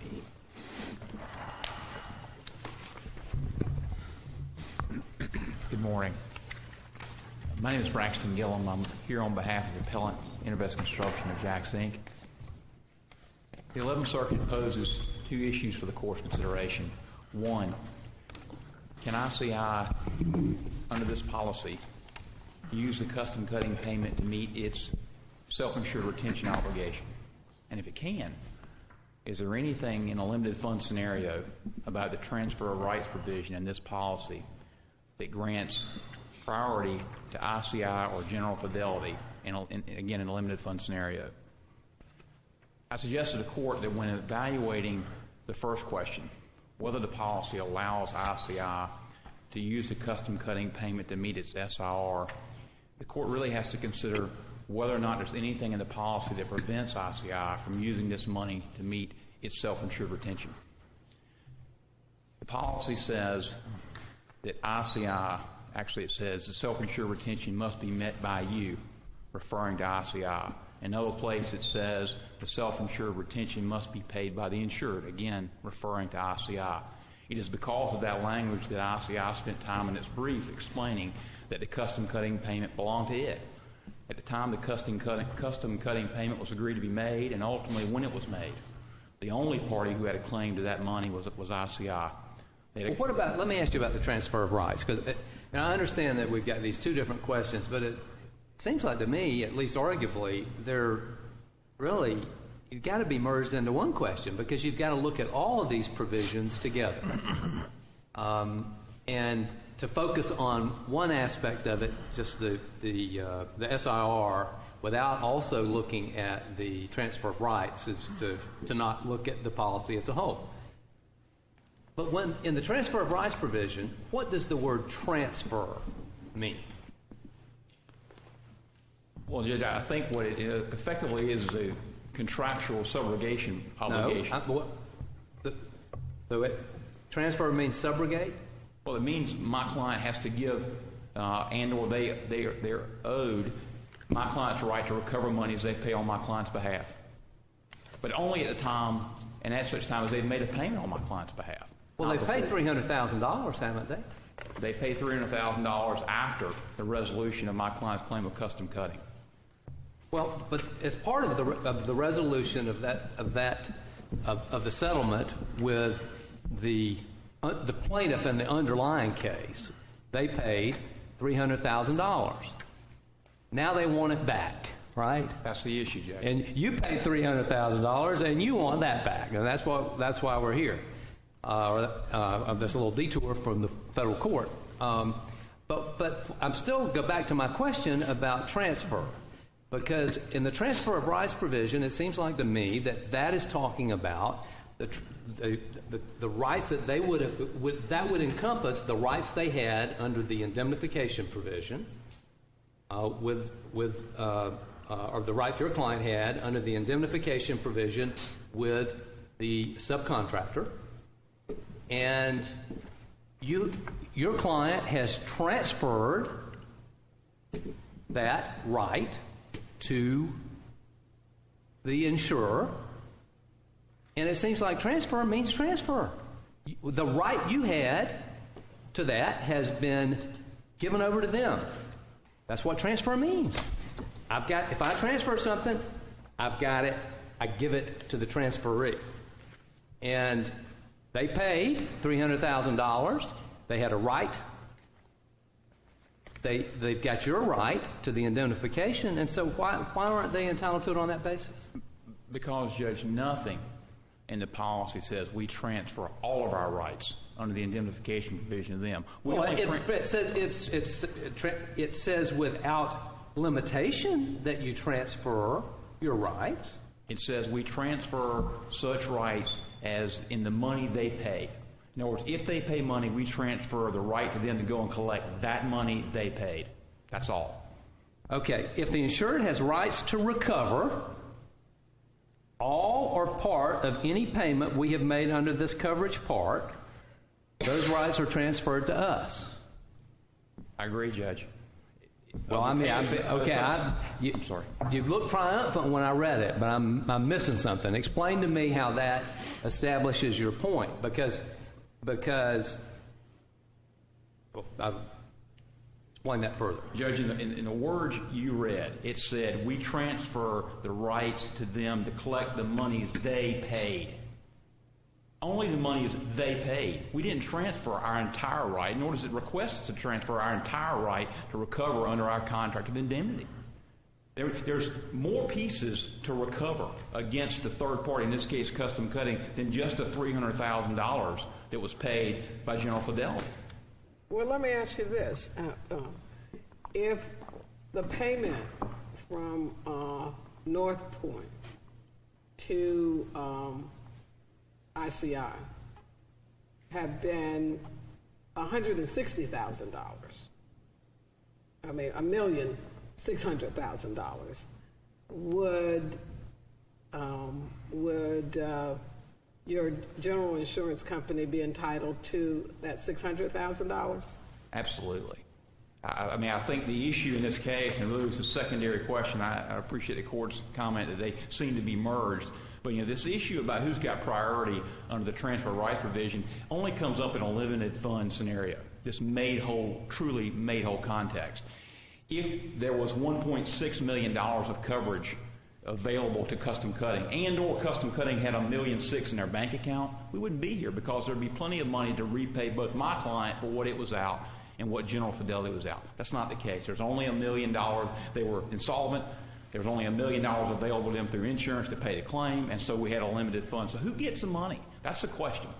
And the issue really turns on again. I mean, we rely on Bordeaux. We recognize it's a Washington Supreme Court state case, but that case relies on courts from this state to reach the opinion that when you've got a policy that's silent, as the 11th Circuit acknowledged, as we acknowledged in our brief, and as on page 33 of the answer brief, the General Fidelity folks acknowledged, when the transfer of rights provision is silent, you've got to go to the default provisions. And the default provisions under Florida law, as under Washington law, is the made whole doctrine. You've got short funds. But how does that made whole doctrine make any sense at all in the context of a policy that has an SRI provision in it? I mean, because there the notion is, if you've got a self-insured retention, the notion is that the insured is self-insuring up to the amount of the retention. Isn't that correct? And how are they going to be made? I don't understand how they're to be made whole at the expense of the insurer when they have not satisfied their self-insurance obligation. Judge, your question falls in line with the comments of General Fidelity in their brief when they say things like, generally speaking... Very observant of you. Generally speaking, they say self-insured retention looks a lot like primary levels of insurance. What they're really saying there is under California law, self-insured retention is a primary layer of insurance. It's not the case under Washington law where the Bordeaux case was decided. And frankly, again, Bordeaux relies on Florida cases, the Zinke case and the Young case, or the proposition that... But they're cases that really don't involve the same issue here. And how you characterize it, whether it's self-insurance is insurance for some purposes or not for other purposes, we've got to look at it in the context of this case and the authorities that bear on this kind of issue. And you don't really have anything like that from Florida, do you? I don't think there's any case like that in Florida. I agree with you, Judge. But I'll tell you what I do think we have here before this court is a contract that speaks specifically to the issue. I mean, another provision... I think opposing counsel agrees with you about that, and probably everybody will agree with you about that. We may disagree about what it says, but... Well, what I mean by that, Judge, is if you take a look at the other insurance provision of this policy, which everybody agrees, including General Fidelity on page 19 of their brief, doesn't apply because my client doesn't have any other insurance. They're not an additional insured under any policy. You look at that provision, however, and it says specifically, General Fidelity's policy in this case is primary, except and only when the insured, my client, has other insurance available to it. In that case, the General Fidelity policy is excess. So they say in their policy, this particular policy that governs here. So I say to you, even if you go to California, and we rely on the California cases to talk about what SIRs are, and when you're talking about primary level of insurance and what that is. The provision you're talking about now, where is that? It's in the other insurance provision of the policy, Judge. It's page 11 of 15 in the policy of insurance. I'm not sure if you have it in front of you. I'd read it to you if you... Sure. It says other insurance. If other valid and collectible insurance is available to the insured for a loss we cover under coverages A or B of this coverage part, our obligations are limited as follows. A, primary insurance. This insurance is primary except when B applies. And B talks about when there's other insurance available to my client. Are you a third-party beneficiary of North Point insurance policy? No, Judge. You're not? We're not an additional insured under that policy. He didn't say additional insured. He said third-party beneficiary. A claim. Not in my brief, Judge, but I think I'm sorry. Not in my brief, Judge, but I think Florida law talks about, when you're talking about third-party beneficiary status, you've got to be intended. And here, I think that's the point of his question is a claimant under the policy a third-party beneficiary of that policy? I think that's exactly right. That's where he's asking. I don't think that's what Florida law says, Judge. Okay. My client's a claimant against custom cutting pursuant to a contractual indemnification provision. We made a claim on them. They made a claim on their insurance. Well, if you were a third-party beneficiary, and I appreciate your candor that you're not, but if you were, I think that would make a big difference. I'm not sure it wouldn't hurt me, Judge. I mean, clearly if we're an additional insured under this provision of other insurance, that they'd have a good argument, they'd be in General Fidelity, that they were excess over that coverage. But we're not. The only reason we were paid the money, what I call the custom cutting payment throughout our briefs and also here in conversation with you today, is because we had a contract that says you will indemnify us from your negligence. Exactly. So if you had in the subcontract or in some way required a third-party beneficiary policy in some way, I think you'd be in a different posture. But it seems to me you've got some subrogation rights, so does the insurance company. You're in an equal posture as to this third-party pot of money coming in the door. So I don't understand why your client shouldn't be on the hook for the self-retention, for the $1 million. Well, I mean, Judge, again, in the context of when you've got a limited fund, who gets the money in a limited fund? And when the contract doesn't say they get the money in a limited fund, the insured gets it. You've got $1.6 million total damage, right, or yes, total claim. There's been $1 million supplied, so you're left with $600,000 that has not been supplied or paid by somebody else. So then, how does that get distributed? Your client has $1 million self-retention, and then the insurance company comes in behind that. I don't see where there's anything in contract or any other policy that alters that. The $1 million that was paid was our money, Judge. We paid the $1 million. Let me ask you in this way, because over here. Sorry. Yeah. I'm sorry. You built this house. Your company built the house, and you contracted with this custom cutting for the staircase. Okay. At that time, when you were building the house, did you have the insurance with the insurer here? No, Judge. So the agreement, how you decided to protect yourself if you were sued by the homeowner, was an agreement between you and Custom Cutting? Yes, irrespective and prior to our relationship with General Fidelity. Okay. So then you're looking for insurance in case you get sued, and you enter into negotiations with General Fidelity to look at what kind of policy your company wants to have, a general liability policy. Correct? Yes, Judge. And at that time, I guess, we look at what the contract says, but from the point of view of the insurance company and what kind of premium they're going to charge, they want to know, are they on the hook for the first $1 million or not, correct? That's what the self-insured retention is. Yes, Judge. Okay, but in part, I would say in part. A friendly question here. I just want to, because did they, at that point, ask, would the premium have changed upward or downward depending on how else you had protected yourself? And I think this is an important thing about the benefit of the bargain. In other words, did it make a difference in the premium that you're charged, whether you had already had indemnification agreement and insurance with your subcontractor as to what the type of insurance contract you would get and what kind of premium would pay, or is that in the record at all? I would say absolutely. I don't think it's in the record per se, but I would say absolutely because there is specific provision in the policy where they prevent us from using certain pots of money to meet our SIR. And there's no provision in the policy that says you can't use indemnification from prior subs to meet your SIR. I mean, and that was sort of where, to me, this is different from the California cases because the insurance company could have written it to say, include specifically any money you might get from any policies that you already had benefiting you. Yes, exactly how they did. But I'm still troubled. Let's go. So I'm less troubled by that issue. I think you get this, the self-retention, but the transfer of rights provision. Are you saying that if what had happened was because I think this was great for the plaintiff that everybody agreed that the plaintiff would get the 1.6 and then you'd worry about where it's going to be paid. So I think that you all minimized any kind of problems, for the plaintiff.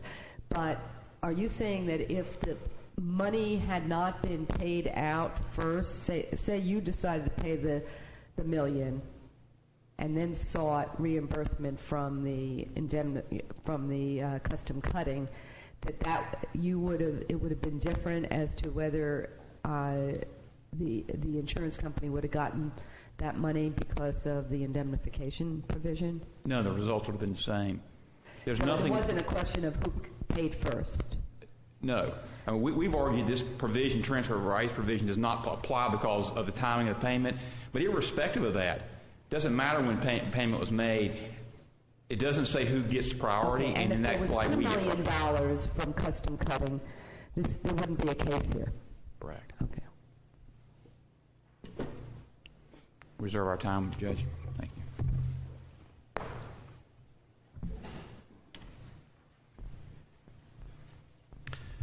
May it please the Court. My name is Louis Schulman, and I'm here representing General Fidelity Insurance Company. If there was $2 million, what would have, from custom cutting, and everybody sold for 1.6, would you still have insisted that they pay $1 million out of their pocket first, or would you have been content to have the $1 million being paid by the custom cutting insurance company? Well, in the context of the settlement, Your Honor, if custom cutting was at the table. No, but I'm asking because I'm trying to sort of see what we're playing with here. Would you still have insisted that they pay $1 million?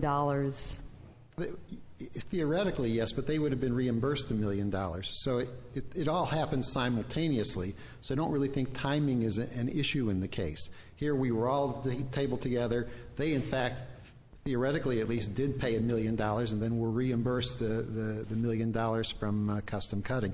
And whether you say that they have to physically write a check or could they take the money from custom cutting, I don't think that makes any difference. Could you write a policy where you specifically identified indemnification as a source that would be not part of the self-retain limit? Do you understand what I'm saying? Yes, Your Honor. Oh, certainly. I mean, and there are policies that actually are very explicit on that. Yes, they're more explicit in some of the California cases about using money from your own funds and from your own account.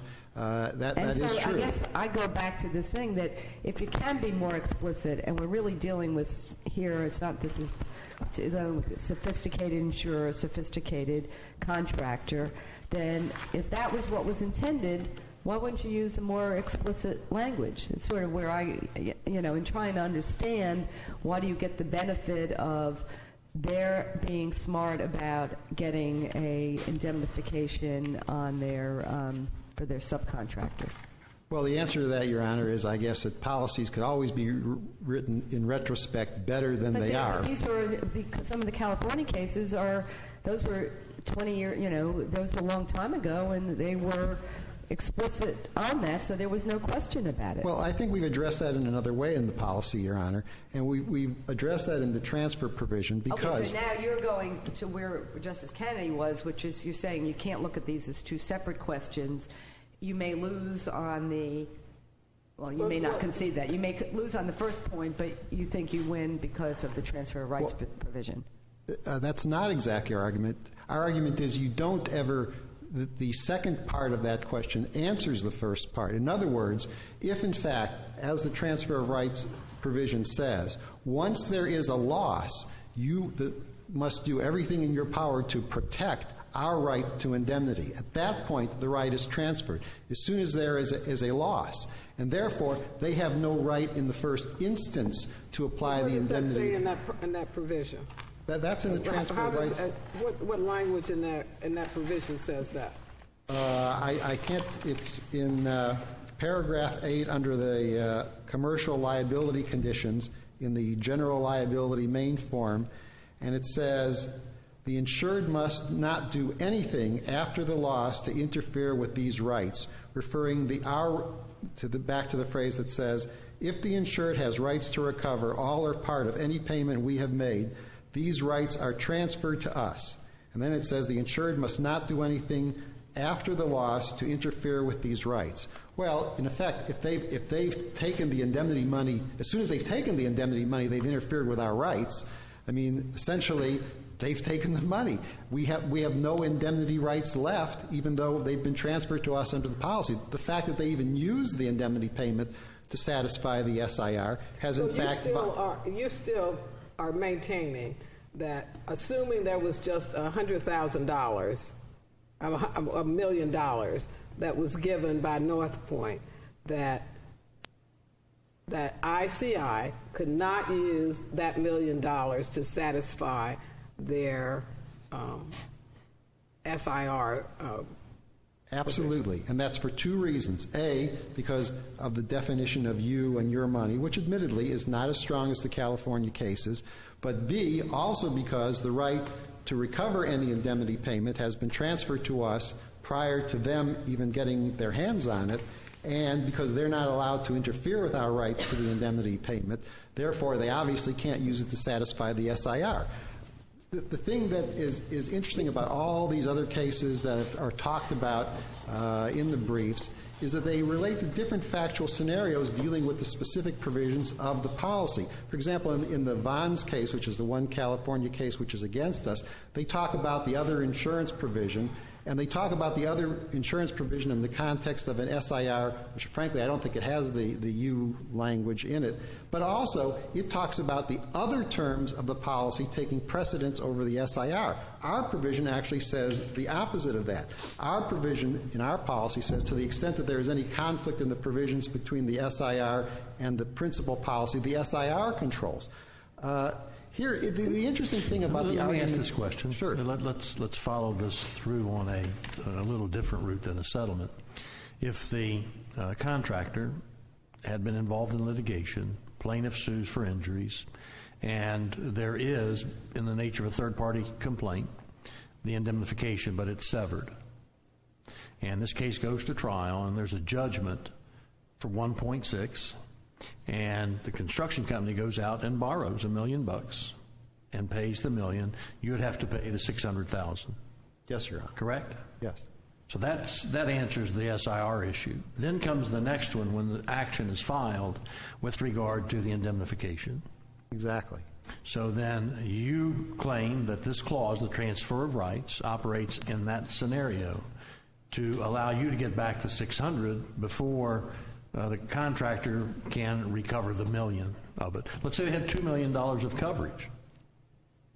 Yes. So that's the way that this would operate. Yes, Your Honor. Okay. So it seems to me is that we really have two questions here, and that it's dangerous to combine the two because it may not always fit exactly and precisely with indemnification, because under the SIR I could ask the chief to loan me $1 million and to pay for my portion. Bad chance. And your argument, he doesn't like me very much. I don't have it. But you understand what I'm saying, yes, is that there's two provisions here that we have to be very careful about because it will impact future cases.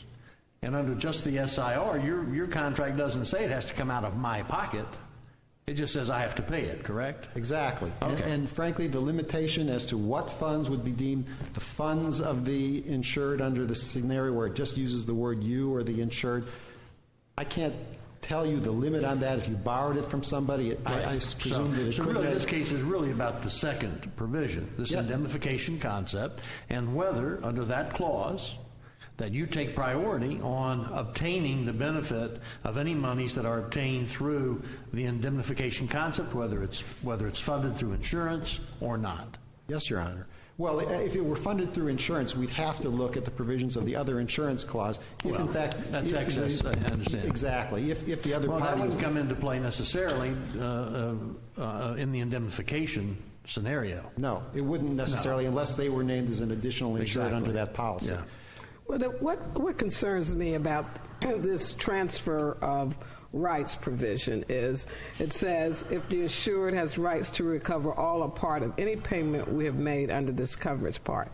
But your obligation under this contract really doesn't kick in until $1 million have been paid. That's correct. And so it seems to me, with that in mind, that you don't have any payment to be made until after $1 million has been paid. And so that's when your rights kick in.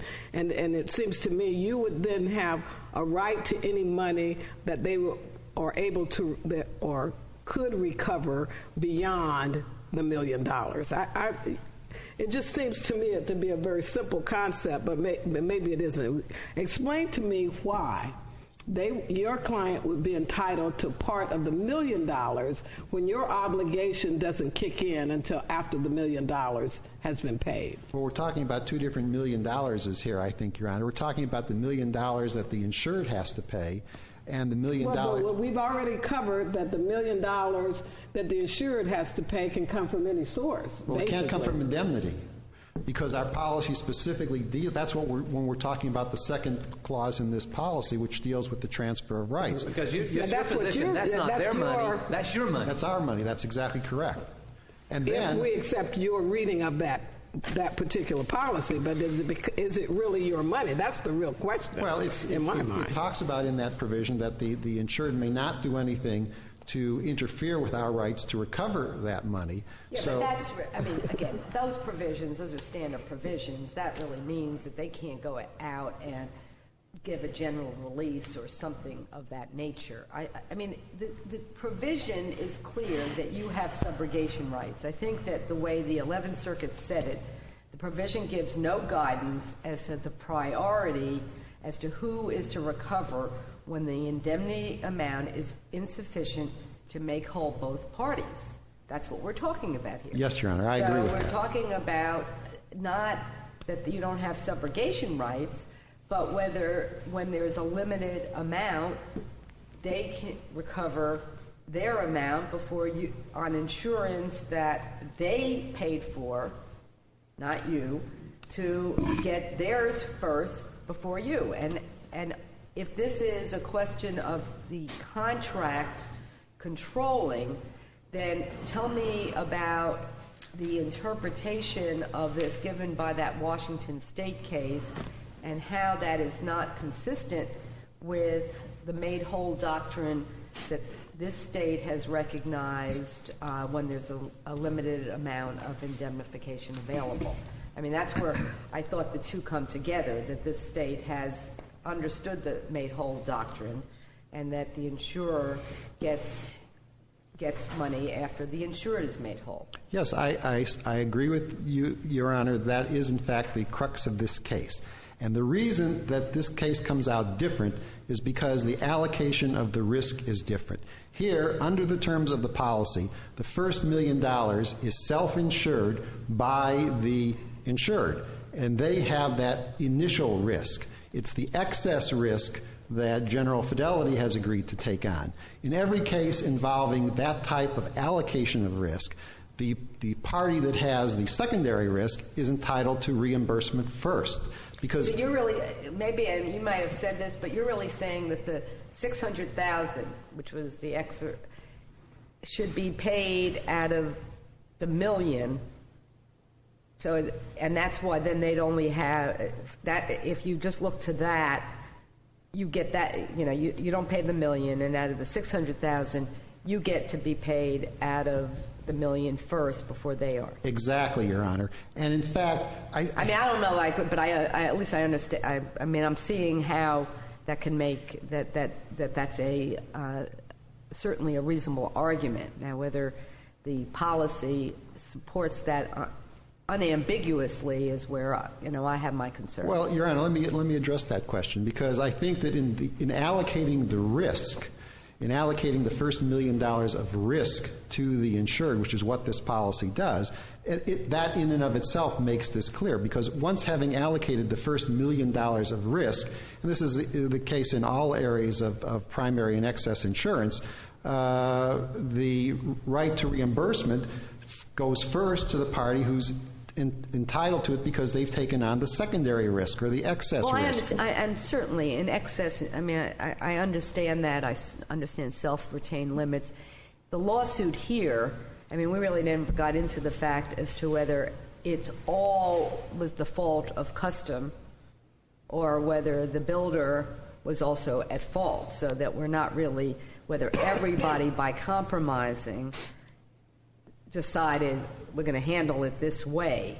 Now, if it was different, which is they have their own liability because they didn't inspect it properly or whatever, other than just vicarious, would that change anything about this case? Yes. I mean, it definitely would, because, of course, they wouldn't be the indemnity that they are entitled to relates to the negligence of the subcontractor. Right. So, in fact, yes, if they were actively negligent, we wouldn't be talking about indemnity. That the whole case would come out different. As your Honor is also correct in that wasn't the factual issue that has been raised in this case or came up during negotiations. I think everybody made the presumption that since the subcontractor did the work, they were the ones who were actively liable, and they basically conceded. But we don't know because we don't have a jury verdict. We don't know that, Your Honor. Well, they wouldn't have been entitled to indemnity if there had been active negligence.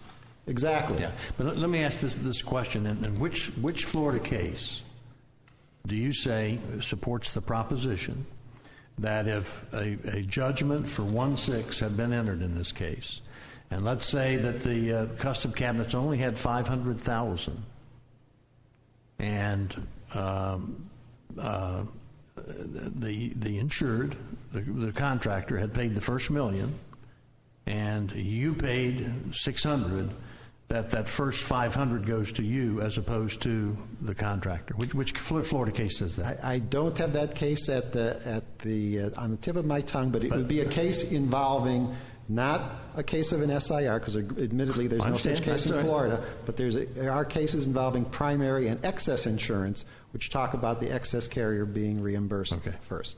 Right. And we're analogizing this to that situation, since in fact the policy calls this self-insurance. And by the way, that Your Honor had brought up the Bordeaux case in Washington, and indeed that's essentially the same facts, and it comes out differently than we propose that this case come out. But the reason we feel that's so is because the Bordeaux case, whether it's the correct law in Washington or not, did not analyze the case consistent with Florida law. Because under Florida law, we're looking simply at a contract case. We're looking at how the risk is allocated in this contract, how the right to indemnity rights are allocated in this contract. What the Bordeaux case did is they went to other concepts dealing with the nature of insurance and whether or not the uninsured motorist statute had a definition of insurance and whether other statutes defined insurance. And because they found that because of this, the primary layer, the self-insured retention, didn't amount to insurance, therefore that in and of itself allowed for the application of the made whole doctrine on the theory that, well, the insured always gets reimbursed first. But no matter how insurance is defined elsewhere on earth, this policy calls the first layer self-insurance. This policy is all that's an issue in this case. And whether you call it insurance or not, the risk is allocated according to that definition in the policy. The insured has the risk of the first $1 million. Your Honor asked a question about whether this would have made any difference in the premium. It's not in the record, I agree. But the fact is, I think it goes without saying, people get these policies with $1 million self-insured reduction because they pay a lot less premium. Well, that we know, but the question of whether it made a difference in the premium as to whether there were other insurance such as indemnification insurance with subcontractors, I think it's telling at least that this policy that was in existence preceded your policy, but there's no reference to it. They're a contractor, so obviously if you were concerned about you weren't excess insurance in a traditional sense. They had to do everything for till the first $1 million went out, right? It's not like you. So there wasn't two insurers that were looking at what was going on. And I guess my concern is that they went out and did something for their benefit, and now it seems that you're saying, well, no, but that was for our benefit too. And the question we're dealing with here is that if there's not enough money for both, who gets it first, right? That's all. I mean, that's what we're talking about. The answer, Your Honor, is it sort of depends on the way insurance works in these cases, which is the policies that are in effect at the time of the accident, of course, are the ones that provide coverage, whereas the policies or the contracts that were in effect at the time this house was built are years before. So there's no way that we could either compel them to have insurance or not have insurance, or go back and compel the contractor to have bought a policy. Which is why it would seem to me that it wasn't really part of how you evaluated the risk, just because of what you said. You were not looking backward, and so now you're trying to take advantage of something that they already contracted to have and paid the premium on. I mean, not paid the premium. It insisted in terms of the contract that there be insurance. Well, I don't know where Your Honor. Well, I'm going to whether it is part of the contemplation of what the premium, what went into the premium was the fact that you didn't have to pay until the first $1 million got paid out. Right. That's the indemnity provision in our policy, which is also part of the policy, is something we contemplated too in charging the premium, which is if there were any indemnity to be had, that right would be transferred to us. That too figured into the calculation of the for money that you paid. Excuse me? For money that you paid, not just general indemnification. Yes, for money that we paid. Right. Correct. I guess my time is up. Well, it's an interesting issue. Well, thank you, Your Honor. It's nice to have good advocacy on both sides.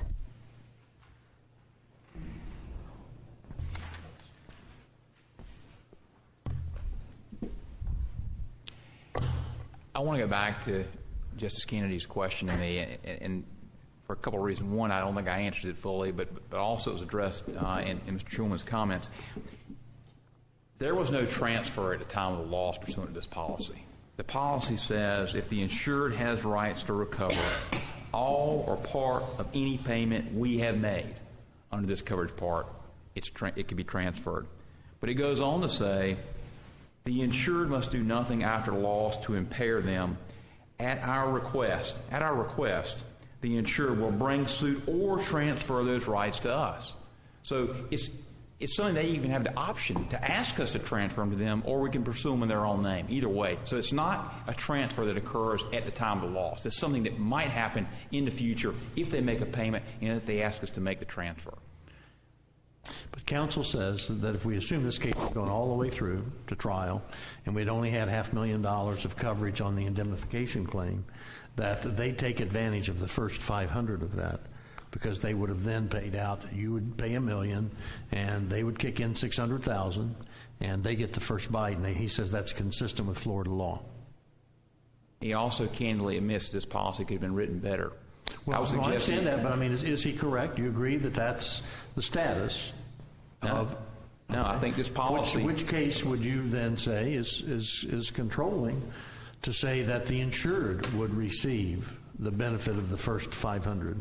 The Chanel case that we've cited, Judge, it affirms the fact that made-whole doctrine is good law, and Florida says that. Okay. Because when you don't have a provision in an insurance policy or some statute that says who's got priority, in this case an insurance company has greater priority than my client in a limited fund, then we get it. Okay.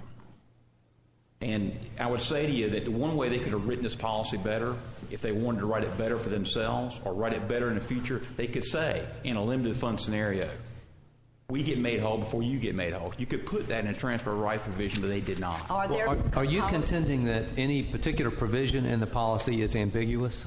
I'm not, Judge. Okay. Are there policies that have that language in, standard policies that have that language in there? There are policies that say, for instance, one of the policies cited by opposing counsel, I think it's the forecast case, that talks about what can be used to meet an SIR requirement. And they limit what you can't use to meet the SIR. I think that effectively gets to the same issue, and that's what Justice Kennedy was asking me before about how these questions are related. I think that has the effect of getting them where they want to go. If they say, like in that case, you can't use money that you receive as an additional insured to meet it, okay. an additional insured can't pay the SIR for a named insured. Those kind of things can get them around the issue. But again, I think the better way for them to do it, if they really want to get around the made whole doctrine, to say specifically in the policy that it's abrogated. And they didn't do that here. Out of time. Thank you. All right. We thank you both for your arguments. That's the last case of the day and of the week. So the court is now adjourned. All rise.